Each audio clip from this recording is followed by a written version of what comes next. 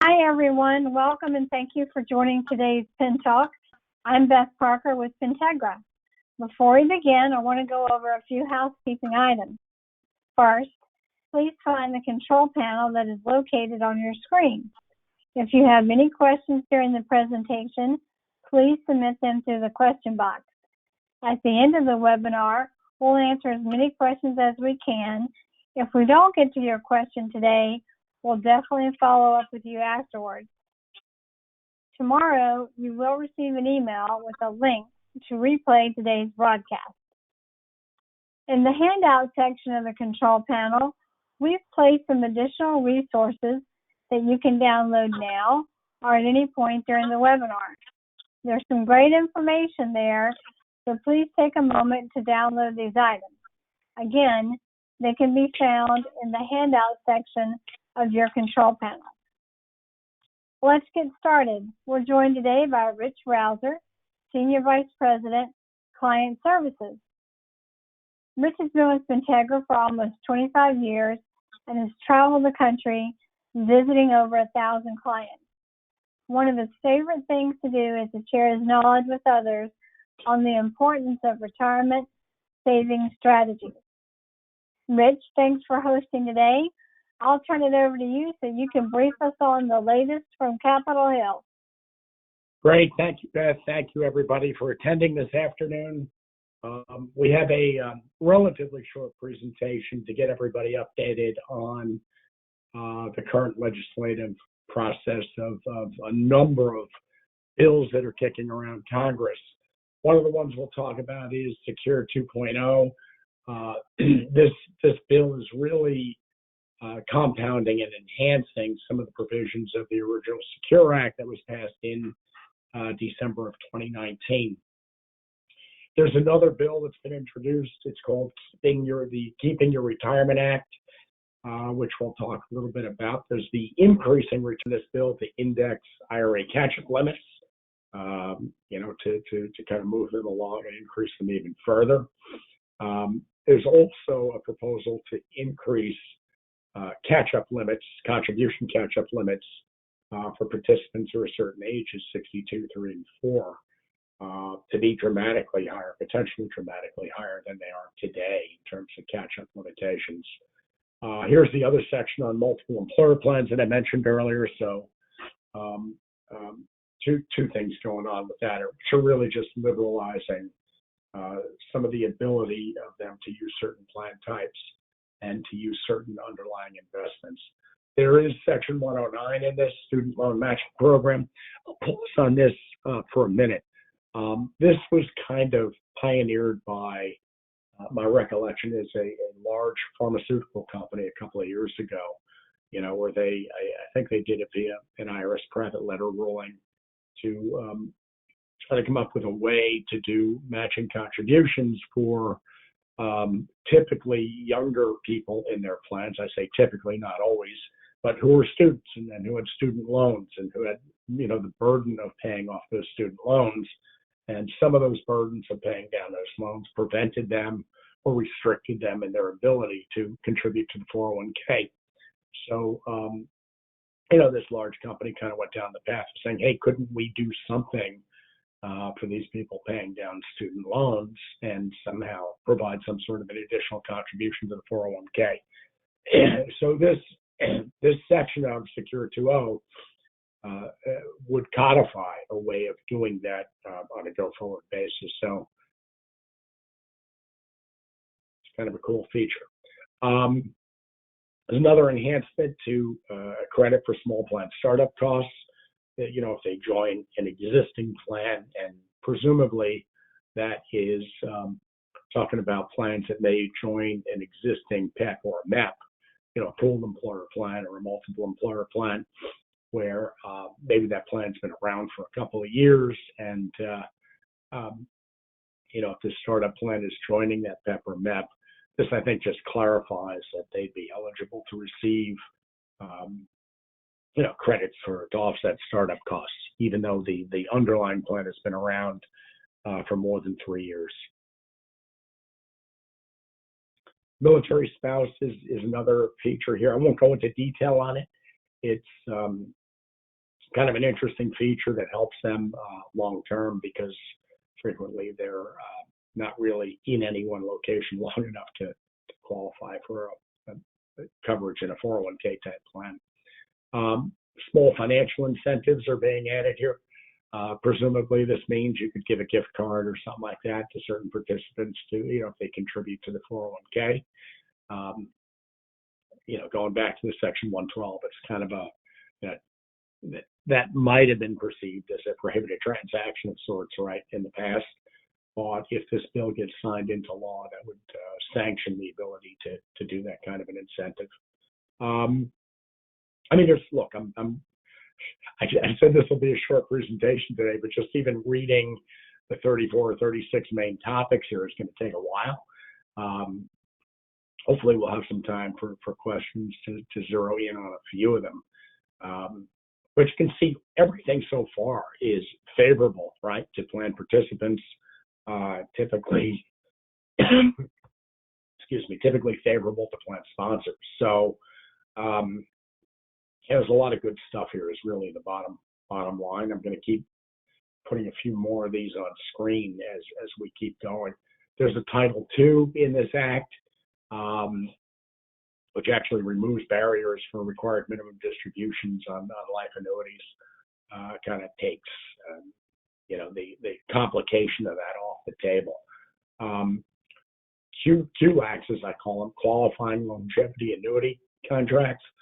These were introduced a while ago and basically enable a participant to buy an annuity that commences no later than age 85, basically a deferred annuity. And the whole point of that kind of an annuity is, basically to provide retirement income if a participant lives beyond typical life expectancy.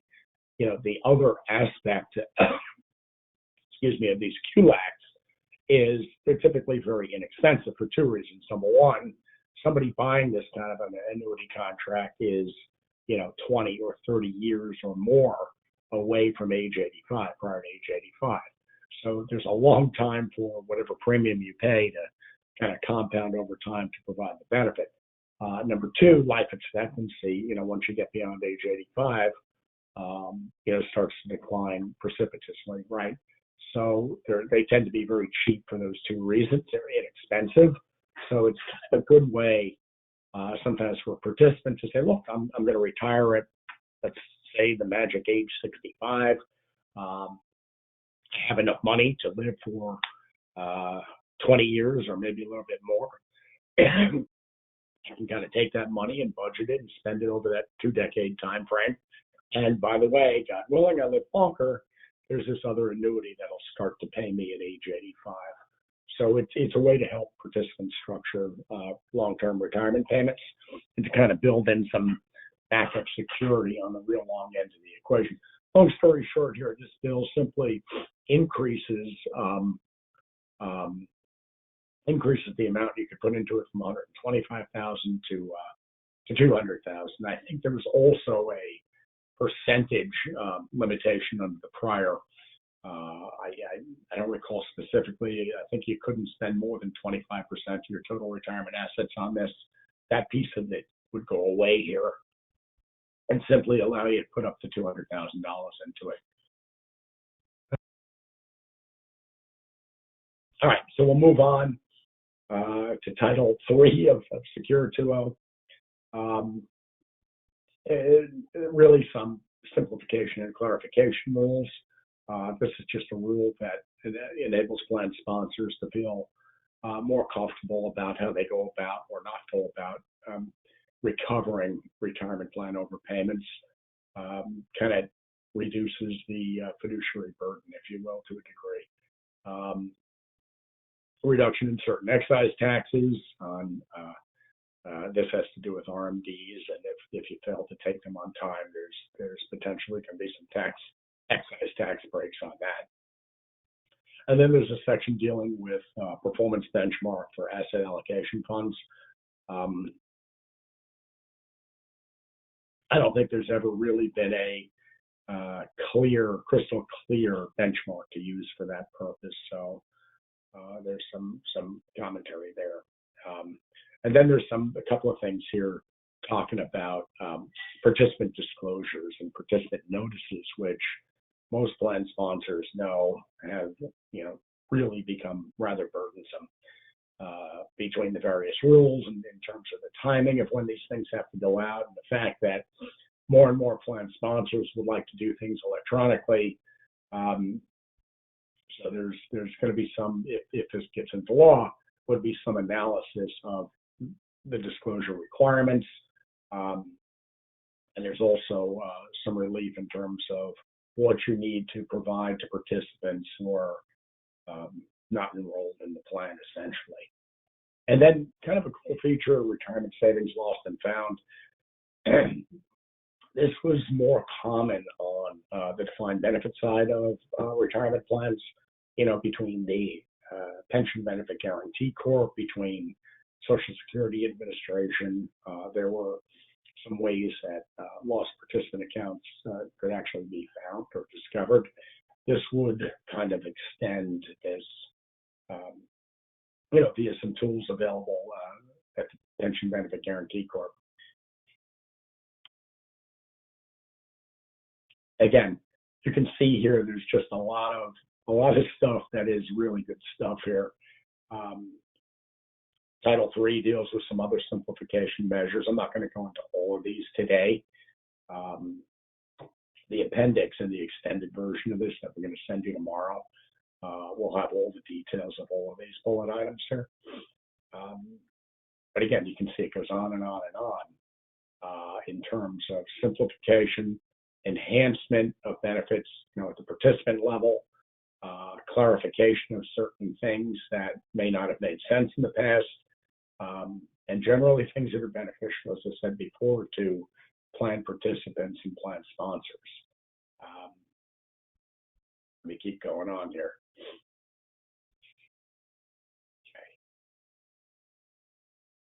Technical amendments.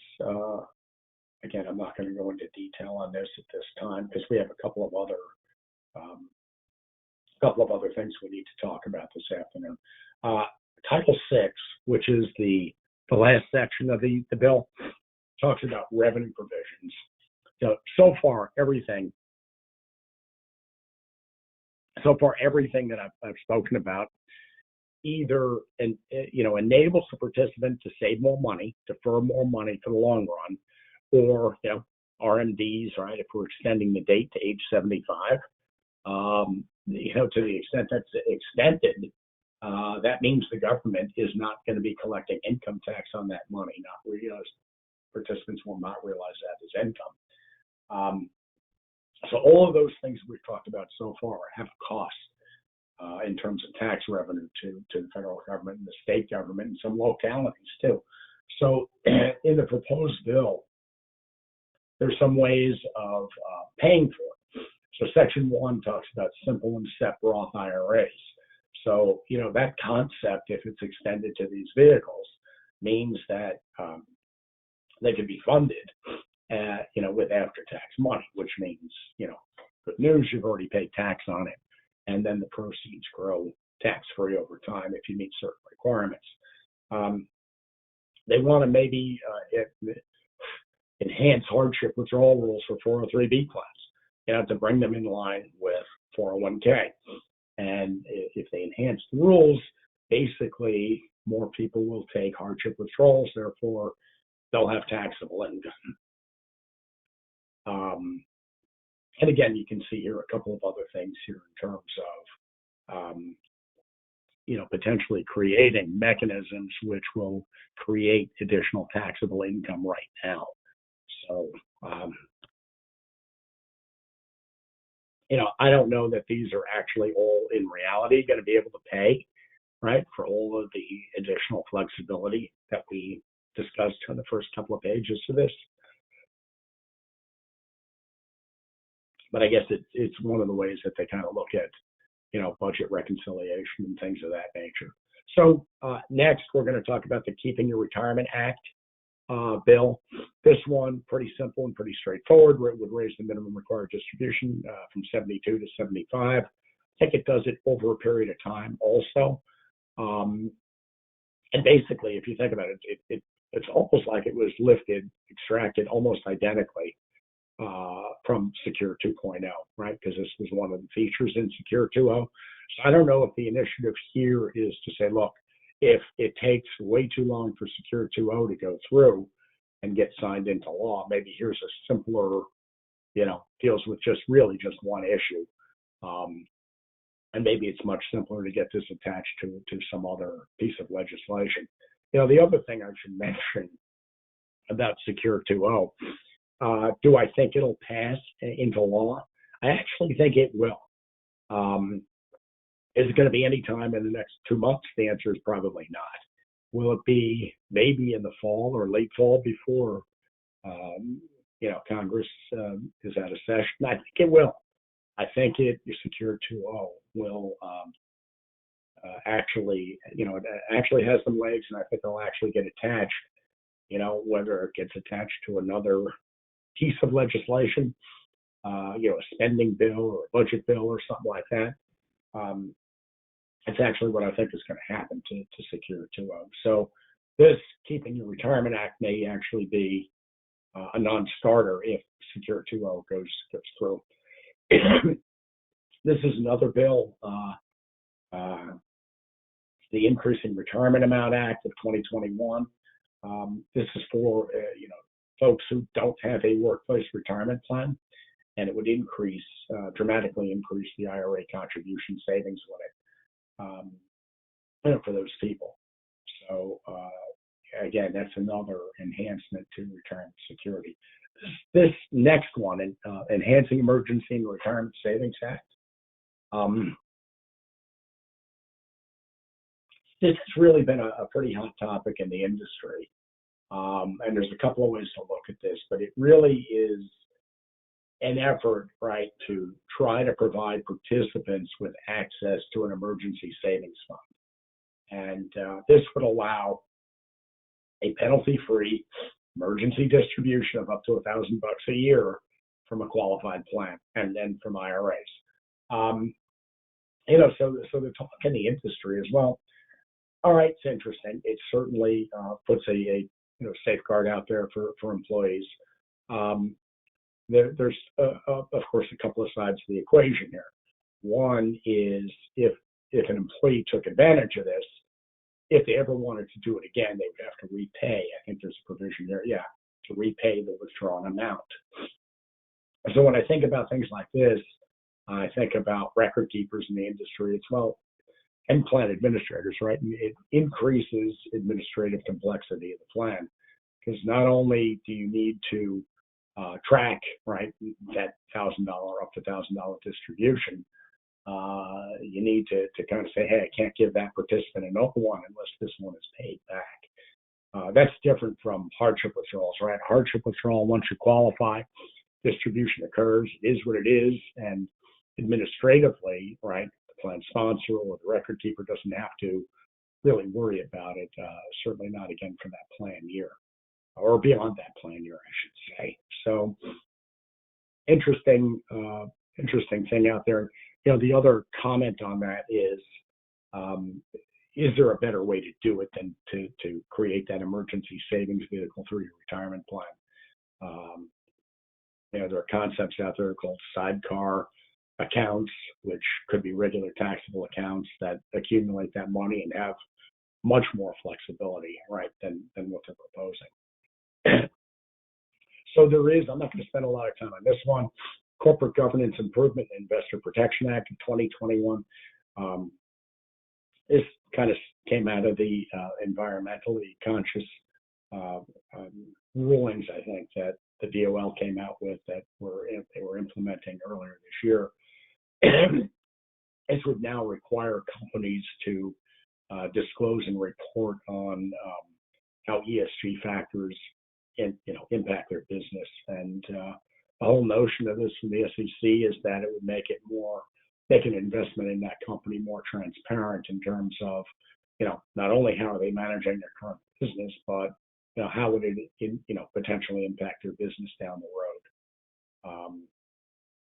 So that was out there. The other really big thing, and Beth, it looks like we'll have enough time to talk about this one.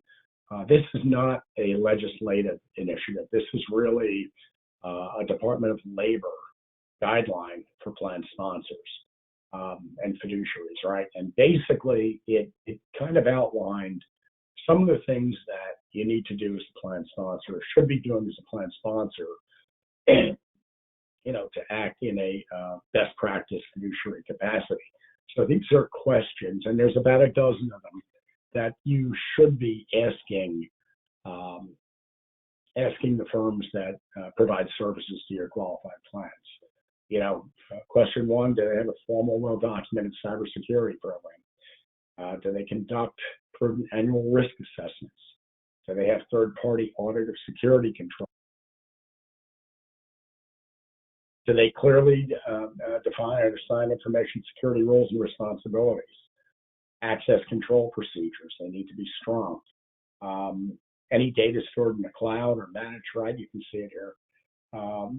Needs appropriate security reviews and independent security assessment. So again, I'll give you another slide of this stuff. There's about a dozen of these features, or a dozen of these key questions that I think every plan sponsor and every fiduciary should be asking their service providers. You can see here, conduct periodic cybersecurity awareness training. Do they manage a secure system development lifecycle? Business resiliency, disaster recovery concepts. Do they encrypt data, secure data, right? And there's strong technical controls. And how do they respond to security incidents? So, Beth, I think in the material that we're going to send tomorrow, we have a reprint of the Department of Labor guidelines on this. So it goes beyond these 12 points. But my suggestion is ask your plan service providers these first 12 questions. If you get an affirmative response that they're checking all the right boxes on the first dozen, the rest of the DOL piece that we're going to send you has more in-depth questions, almost like an RFP-like structure to it that would help you make further assessments on security controls of any firm that you're doing business with. So, as I said, I didn't want to go too long today, Beth. I don't know if we have time for a couple of questions. Sure, I think we can fit in a couple of questions. And let me just add to what you were saying, Rich. In the handout section right now, we have an abbreviated version of this presentation, not all the detail that Rich has been referring to, but a high-level summary along with the cybersecurity best practices from the DOL. Those are in your handout section right now that you can download. And tomorrow, with the link to the recording, we'll have a link to the expanded, more detailed deck and also the best practices again. So download it now, or you'll be able to download it tomorrow. So let me get to some of these questions really quick. With respect to 403B plans, what's the difference between SEC 104 and 108? Okay. Right. Thank you. I mentioned this before. I'll just flip to the appendix here. So 104 of the Secure 2.0 basically says that 403B plans could use CITs, collective investment trusts, a non-mutual fund counterpart to for an investment fund. They're typically much less expensive than retail or even investor class mutual funds. So 104 enhances the investment ability, right? And 108 is basically permitting certain 403B plans to be in multiple employer plans and presumably PEPs, pooled employer plans. So that would, enhance the ability of those plans to participate in different plan structures. Beth, do we have time for one more? Yeah, let's get one more. Section 109, how does the student loan match work? Right. So, yeah, so basically, I mentioned this earlier, right? That if I'm paying down student loans, as a participant plan, and therefore I can't contribute as much to my 401k as I would like, um, my employer would be able to contribute something for me in lieu of that. And arguably that would be on a non-discriminatory basis, right? We wouldn't have to worry about special testing for that.